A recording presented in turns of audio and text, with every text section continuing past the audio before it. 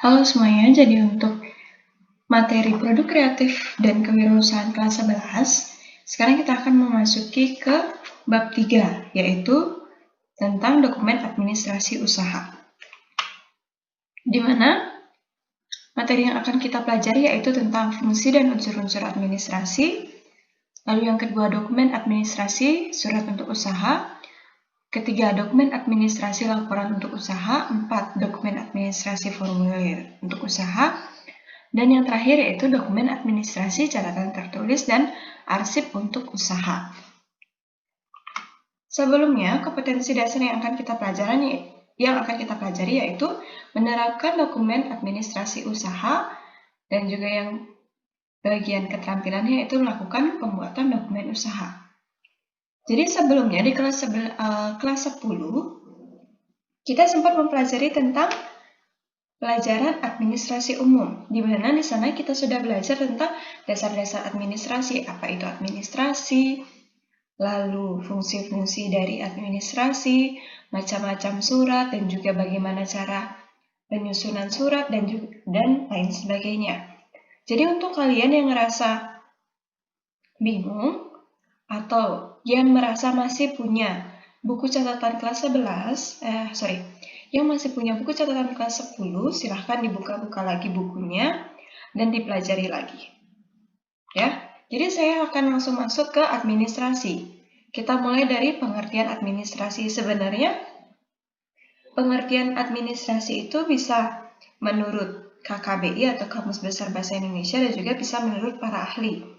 Saya sudah pernah bahas itu juga di kelas 10. Jadi di sini saya akan langsung masuk ke pengertian umum dari administrasi, yaitu administrasi merupakan segenap proses penyelenggaraan kegiatan tata usaha yang dilakukan oleh dua orang atau lebih dalam bekerja sama untuk mencapai tujuan tertentu. Di mana fungsi dari unsur administrasi itu ada di sini menurut Hibel tahun 2001 mengatakan bahwa ada 5 jenis fungsi pendukung administrasi dalam perkantoran, yaitu ada fungsi rutin, fungsi teknis, lalu ada fungsi analisis, fungsi interpersonal, dan juga fungsi manajerial. Fungsi rutin di sini ada yaitu administrasi yang membutuhkan pemikiran yang mencakup pengarsipan dan juga penggadaan. Contohnya, yaitu menggandakan atau memfotokopi surat-surat dan melakukan penyimpanan surat dalam file yang tertata atau kegiatan pengarsipan. Lalu yang kedua, fungsi teknis, yaitu merupakan fungsi administrasi yang membutuhkan pendapat, keputusan, dan keterampilan perkantoran yang memadai. Contohnya, yaitu mampu menggunakan berbagai perangkat software untuk membantu pencatatan data atau yang lainnya. Jadi contohnya itu lebih ke dalam penggunaan software, contohnya seperti penggunaan komputer atau penggunaan laptop. Lalu yang ketiga itu ada fungsi analisis, di mana fungsi analisis itu bisa diartikan sebagai fungsi administrasi yang membutuhkan pemikiran kritis dan kreatif yang disertai dengan kemampuan untuk mengambil keputusan. Contohnya yaitu mampu menganalisis data persediaan barang dan juga membuat keputusan untuk pembelian barang. Lalu ada fungsi interpersonal, di mana fungsi itu adalah fungsi administrasi yang membutuhkan penilaian dan analisis sebagai dasar pengambilan keputusan serta keterampilan yang berhubungan dengan orang lain. Contoh dari fungsi interpersonal itu adalah mampu menganalisis data untuk mengkoordinasikan tim dalam melakukan pekerjaannya. Dan yang terakhir yaitu fungsi manajerial, yaitu merupakan fungsi administrasi yang membutuhkan kemampuan untuk melakukan perencanaan, pengorganisasian, pengukuran, dan pemberian motivasi. Contohnya yaitu mampu mengolah data untuk menentukan strategi pengembangan usia untuk di tahun berikutnya. Sedangkan unsur administrasi menurut Dalianggi dalam bukunya Administrasi Perkantoran Modern Administrasi merupakan suatu kebulatan proses penyelenggaraan yang mengandung 8 unsur administrasi, di mana di sini ada pengorganisasian, lalu ada manajemen, tata hubungan, kepegawaian, keuangan, pembekalan, tata usaha, dan juga perwakilan. Untuk pengorganisasian sendiri, itu merupakan rangkaian perbuatan menyusun suatu kerangka organisasi yang menjadi wadah atau tempat bagi setiap kegiatan dalam usaha kerjasama untuk mencapai tujuan yang sudah ditentukan. Lalu manajemen merupakan rangkaian kegiatan perbuatan menggerakkan karyawan-karyawan dan menggerakkan segenap fasilitas kerja agar tercapainya tujuan kerjasama yang telah ditetapkan dengan agar benar-benar bisa tercapai. Lalu untuk tata hubungan itu merupakan rangkaian perbuatan dalam menyampaikan warta atau berita dari satu pihak kepada pihak lainnya dalam usaha kerjasama. Untuk unsur kepegawaian yaitu merupakan kegiatan perbuatan mengatur dan mengurus tenaga kerja yang diperlukan di dalam usaha kerjasama. Dan juga untuk unsur keuangan merupakan rangkaian perbuatan mengelola segi-segi pembelanjaan dalam usaha kerjasama.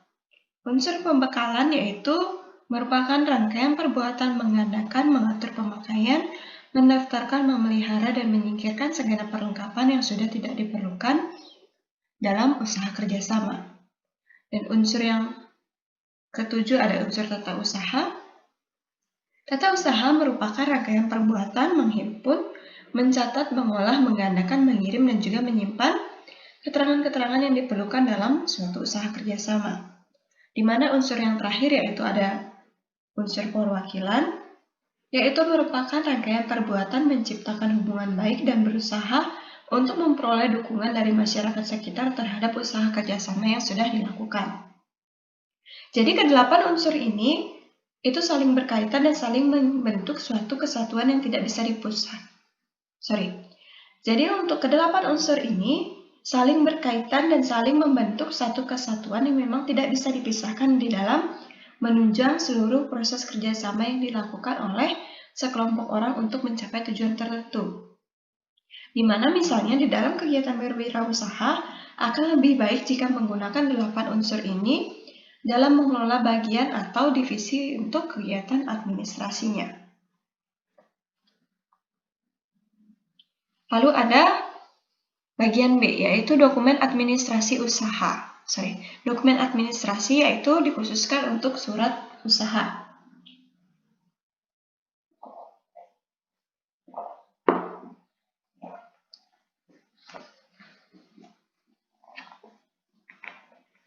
Jadi dalam operasional perusahaan pasti akan terdapat surat masuk dan juga surat keluar. Sehingga diperlukannya penanganan yang lebih baik dalam pengelolaan penerimaan surat ini. Jika nantinya surat yang masuk dan juga surat yang keluar tidak dapat dikelola dengan baik, maka dapat menyebabkan hal-hal seperti kemungkinan mengalami kehilangan surat, tata letak yang tidak teratur sehingga menyebabkan kantor menjadi tidak rapi, lalu tata letak yang tidak beraturan akan menyulitkan pencarian surat, lalu informasi penting yang terdapat di dalam surat itu bisa jadi tidak sampai kepada orang yang berkepentingan atau orang yang dituju. Dan yang terakhir yaitu mengganggu operasional jika surat itu tidak ditemukan. Lalu manfaat jika kantor itu bisa mengelola suratnya dengan baik, itu bisa tata letak surat menjadi jelas dan rapi, lalu informasi penting akan tepat sampai kepada orang yang dituju atau orang yang berkepentingan, surat yang disimpan dengan baik mudah untuk ditemukan, lalu yang terakhir yaitu memudahkan dalam kegiatan operasional lainnya. Di mana fungsi surat itu, di mana sekarang kita akan membahas tentang fungsi surat. Seperti yang kalian tahu bahwa surat itu merupakan media komunikasi tertulis yang berisi sebuah pikiran atau informasi yang disampaikan kepada pihak lain untuk mendapatkan tanggapan. Jadi surat itu merupakan suatu produk atau hasil dari adanya kegiatan berkomunikasi, pengetikan, pengadaan, dan pengiriman kepada relasi yang dilakukan secara tertulis. Terkadang juga komunikasi dapat dilakukan secara langsung atau lisan dan juga harus dituangkan secara tertulis. Contohnya, misalnya, sekretaris mencatat hal-hal penting yang dibicarakan dalam rapat sehingga perlunya dibuat sebuah notulen. Hal ini dilakukan karena surat mempunyai kegunaan yang sangat banyak untuk kepentingan organisasi, di mana kegunaan dari surat yaitu sebagai alat komunikasi secara tertulis, yang kedua sebagai pengingat jika sewaktu-waktu diperlukan, yang ketiga alat bukti tertulis secara otentik, yang keempat dapat menjadi nilai historis, yang kelima sebagai duta organisasi, yang keenam dasar dalam pengambilan keputusan pimpinan. Dan hal-hal yang perlu diperhatikan atau hal-hal yang perlu diperhatikan dalam membuat dan menghasilkan surat yang baik, yaitu yang pertama, penggunaan kertas. Jadi sebaiknya menggunakan kertas yang baik dan sesuai dengan standar persuratan, yaitu kertas HVS dengan ukuran A4 untuk perusahaan swasta dan juga kertas HVS ukuran folio atau F4 untuk lembaga pemerintahan. Lalu yang kedua, surat dibuat dengan lengkap dan terstruktur. Lengkap di sini artiannya itu adalah surat dibuat lengkap dengan bagian-bagian yang sudah terstruktur dan sudah dipilih. Lalu ada bahasa surat harus dibuat dengan sangat baik, lugas, jelas, padat, dan tidak bertele-tele sesuai dengan jenis suratnya. Lalu yang keempat, ada identitas pengirim, yaitu berisikan identitas pengirim dan juga penerima yang harus jelas siapa pengirimnya, siapa penerimanya. Lalu ada jenis-jenis surat untuk usaha. Jadi dengan berkembangnya teknologi yang sedemikian pesat, pengetahuan akan surat dan menyurat atau korespondensi memang tidak terlalu banyak memang diperhatikan oleh masyarakat. Namun, surat masih memiliki peranan penting untuk kegiatan usaha. Dalam kegiatan surat menyurat terdapat beberapa jenis surat yang berbeda untuk setiap bidang. Seperti adanya surat pribadi, surat dinas, surat niaga, di mana surat-surat tersebut dikategorikan sebagai surat biasa, surat penting, dan juga surat rahasia. Jadi untuk kita bisa melihat apa sih kriteria dari surat yang penting atau kenapa sih surat itu bisa dikategorikan sebagai surat penting itu, kalian bisa lihat di sini. Yang pertama itu memerlukan penanganan segera, lalu yang kedua akan merugikan jika terlambat diproses, dan yang ketiga yaitu sulit mencari salinannya jika kehilangan surat tersebut. Di mana terkadang informasi yang ada di surat itu tidak ada di surat lainnya, sehingga surat tersebut tidak diberikan tindak lanjut jika tidak menerima surat. Di dalam bidang perdagangan mengenal istilah yang namanya surat niaga atau surat perdagangan, yang merupakan surat yang ditulis untuk kepentingan perdagangan atau penulisan. Jenis-jenis surat niaga atau surat perdagangan itu ada 13 jenis, yaitu ada surat perkenalan, surat penawaran, surat permintaan penawaran, surat pesanan, surat konfirmasi pesanan, surat pengaduan, surat penagihan, surat jawaban pengaduan, surat penolakan pesanan, surat pemberitahuan pengiriman barang, surat pengiriman surat pengiriman pembayaran, surat penangguhan pembayaran, dan juga yang terakhir surat jawaban penangguhan pembayaran.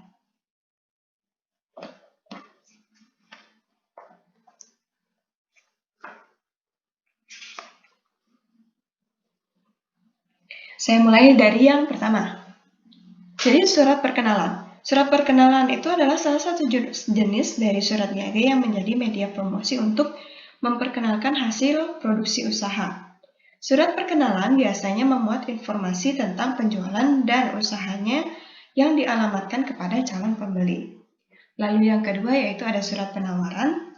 Surat penawaran merupakan surat yang diterbitkan oleh usaha untuk menawarkan barang yang dijual. Surat jenis ini biasanya diterbitkan oleh penjual dan ditujukan untuk calon pembeli di dalam rangka menawarkan barang atau jasanya.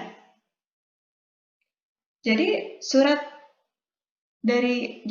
penawaran ini biasanya isi pokoknya itu adalah informasi tentang barang atau jasa yang ditawarkan oleh si pembuat surat. Misalnya seperti jenis barang, kualifikasi, harga, dan juga cara pembayarannya. Lalu ada surat permintaan penawaran.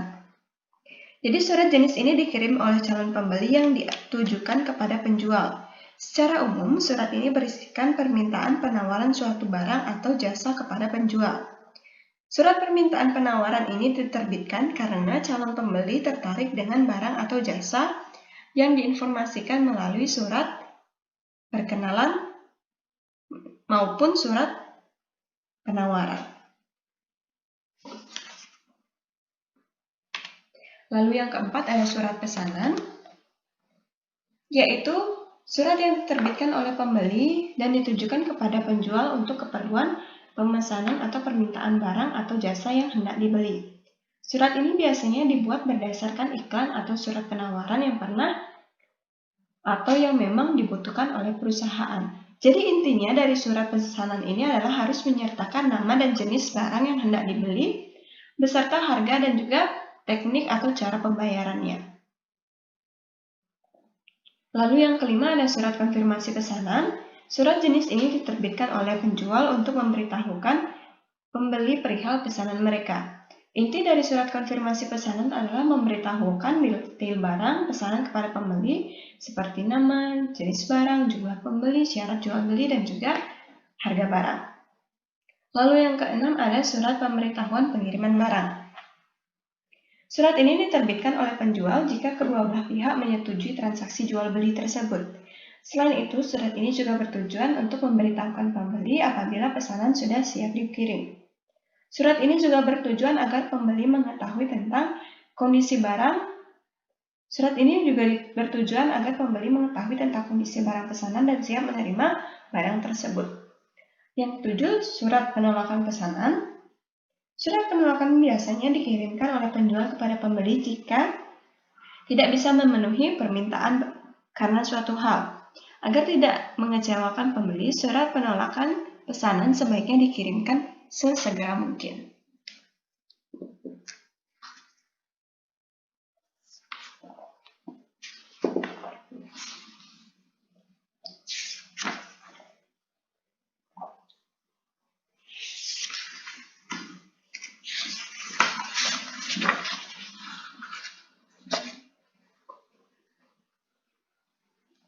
Lalu yang kedelapan ada surat pengaduan.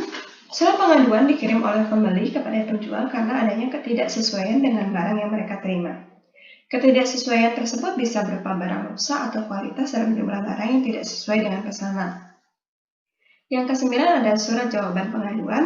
Apabila penjual menerima surat pengaduan, penjual harus segera menjawab surat tersebut dengan surat jawaban pengaduan. Inti dari surat ini adalah ucapan terima kasih untuk surat pengaduan dari pembeli, serta memberikan keputusan untuk memecahkan masalah pengaduan tersebut. Yang ke-10, surat penagihan. Surat penagihan dibuat karena adanya transaksi jual beli yang dilakukan dengan menggunakan sistem hutang. Surat ini diterbitkan oleh penjual dan ditujukan untuk meminta pembeli membayar utang mereka, karena utang tersebut sudah jatuh tempo atau telah di luar perjanjian. Yang ke-11, surat pengiriman pembayaran. Jadi apabila pembeli sudah menerima barang yang mereka pesan dan tidak ada komplain tentang barang tersebut, maka pembeli wajib melakukan pembayaran. Surat ini diterbitkan karena pembayaran dilakukan non-tunai. Pada surat ini perlu dicantumkan jumlah uang yang telah dibayarkan, cara pembayaran, beserta bukti pembayaran. Yang ke-12, surat penangguhan pembayaran. Surat penangguhan pembayaran dibuat atas dasar inisiatif dari pembeli karena menerima surat penagihan. Isi surat penangguhan pembayaran meliputi pernyataan tentang adanya suatu hal yang membuat pembeli tidak bisa membayar sesuai dengan perjanjian. Surat tersebut juga berisi permohonan penjadwalan ulang pembayaran dan juga yang telah dijanjikan. Lalu yang terakhir yaitu surat penangguhan atau surat jawaban penangguhan pembayaran. Surat ini dibuat oleh penjual untuk menjawab permohonan penangguhan pembayaran dari pembeli. Surat ini bisa berisikan persetujuan ataupun penolakan atas penangguhan yang dihasilkan atau yang diajukan. Jadi itu dia tadi jenis-jenis surat niaga. Kalau kita bisa bayangkan atau kalau kita bisa teliti lagi, jadi misalnya itu seperti kalau kalian itu pernah belanja online, jadi kita lewati dari step by step-nya, misalnya surat perkenalan, surat penawaran itu jelas tidak ada. Jadi kita mulai dari surat pesanan. Jadi kan misalnya kita belanja online shop atau kita belanja di Shopee. Itu kan ada tentang detail pesanan. Jadi kita mengisi detail pesanannya. Setelah kita mengisi, kita pasti akan diarahkan untuk mengkonfirmasi pesanan kita. Lalu setelah dikonfirmasi, itu akan ada atau kalian akan mendapatkan email berapa jumlah yang harus kalian bayarkan. Setelah kalian sudah membayarkan, lalu kalian konfirmasi pembayaran tersebut, kalian akan mendapatkan surat dari atau pemberitahuan tentang pengiriman barang. Yang selanjutnya, setelah kalian mendapatkan surat pengiriman barang, maka kalian akan, terakhir itu biasanya kalian akan mendapatkan email bahwa barang tersebut sudah diterima. Jadi kita bisa buat, atau kalian bisa membayangkan seperti itu. Lalu ini adalah contoh dari surat niaga. Ini adalah contoh surat dari penawaran produk usaha. Jadi bisa kalian cermati.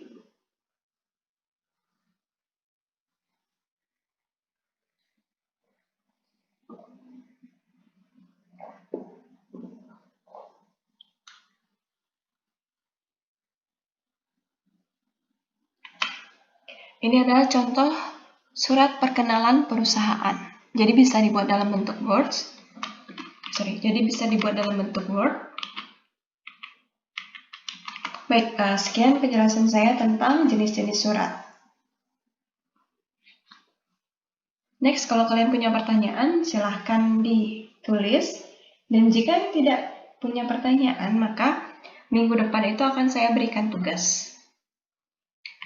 Minggu depan akan saya berikan tugas, dan saya harap untuk kalian yang masih punya hutang tugas sama saya, agar segera diselesaikan hutang-hutang tugasnya, jangan sampai tugas tersebut menjadi menumpuk. Baik, sekian video materi yang bisa saya buat. Sampai ketemu di pertemuan berikutnya, dan jangan lupa untuk selalu jaga kesehatan.